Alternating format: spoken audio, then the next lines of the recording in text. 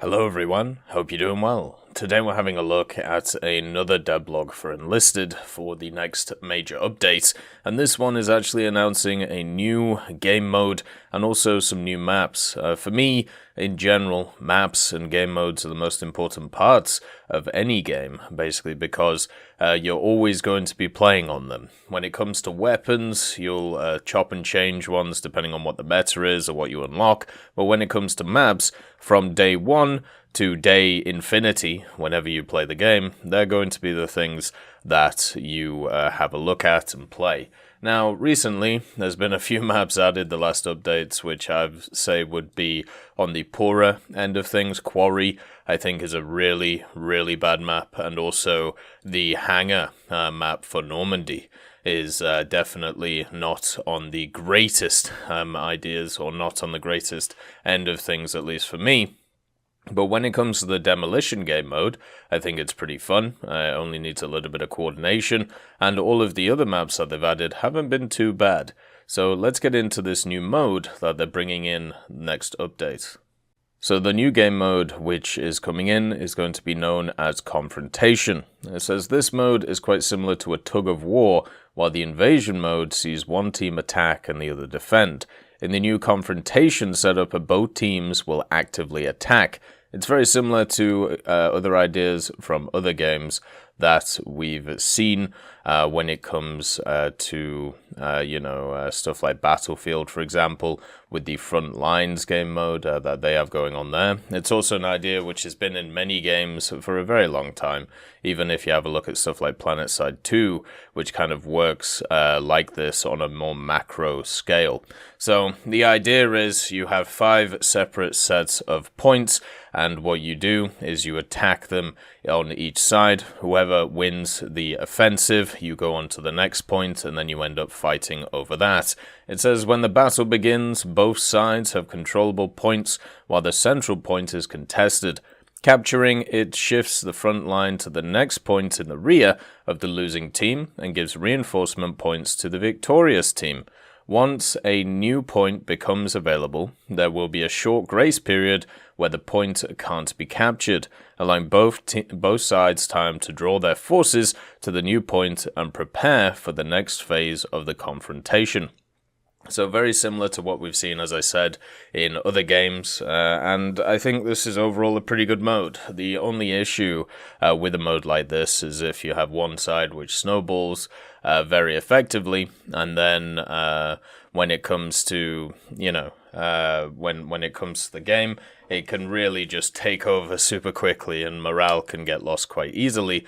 But then again, that's the same issue that is in the invasion game mode and also in the demolition game mode, so it's not too different overall. I'm hoping that this style of game mode comes to every campaign. I think game modes like this are much easier to balance than game modes such as Invasion, because basically if you have one team on the offensive and one team on the defensive all the time, there is going to be one side which dominates the other because people work out, where to efficiently push when it comes to the maps and also where to efficiently defend on. This is something we saw in Normandy in the early days, where a lot of the maps were tailored around the Allies attacking and the Germans defending, meaning that it got to a point before they added in more maps, which were designed in a way so both sides were able to attack. It just became very one-sided very, very quickly. They also say in this mode, the win will go to the team that has captured all control points on the map or destroyed all enemy forces, because even a successfully advancing army can run out of reinforcements. A steady defense and a battle of attrition, or a steady push for the points, that is up to your well-coordinated team. So there is separate ways in which you can win this one. So you can technically win by playing on the defensive, which I think is kind of interesting, instead of just being all-out brazen attack.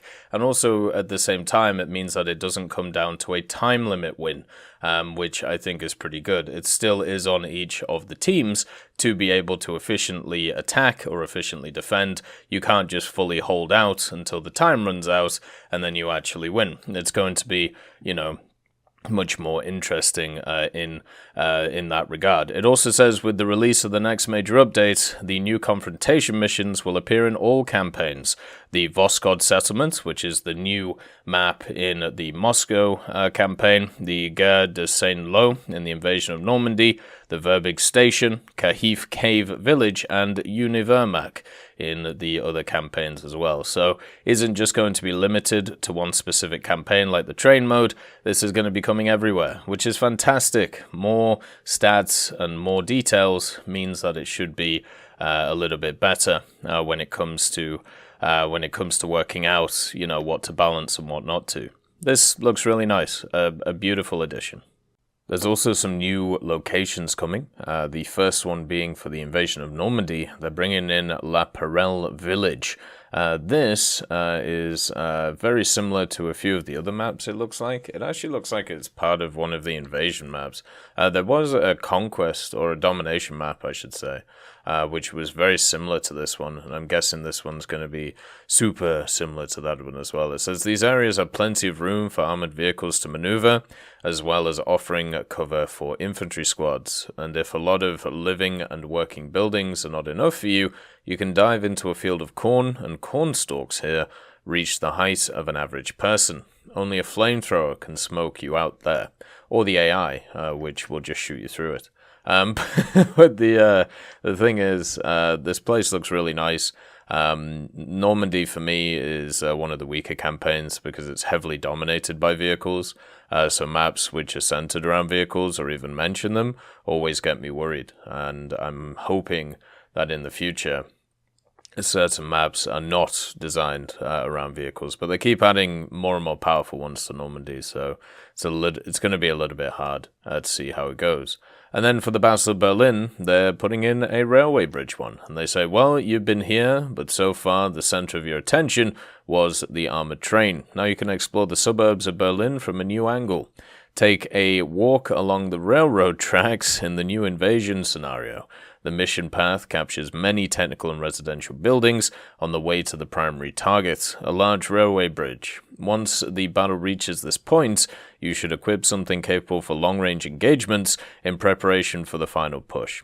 Which means tanks, because if you've actually played this game mode, or if you've played the train mission, you'll know that all you need to do is plonk a plonk a tank on the end of the road and just kill anything that comes down it. It just becomes who has the better tanks and who has the better CAS when it comes to this stuff. So fighting on the bridge is going to be a pain. It's just going to be literally just a slaughter of whoever's pushing in, because it's one road. You can't go anywhere else. You can't go down the bottom really, because it's very easy to just hold the flank. So yeah, it's going to be a massacre, this one.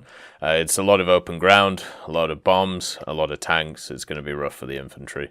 So we'll see how it goes. As I said before, one of the biggest issues in Enlisted at the moment is a few of the new maps they've added have not fit the game very well.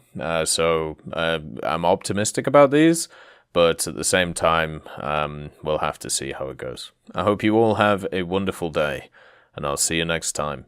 I'd just like to thank Merciless Reaper, Jerry Provolt, Megadino King, Professor X1718, Orange Tail, Sakoshi Tiger, Teddy, John Ryman, Universe, Eugens Terry, Ambrosius McClellan, Daniel Stanton, Martinez, Moxie, B. Young, and Derek R., Barine, Lafouche, and Samuel Slick for supporting the channel.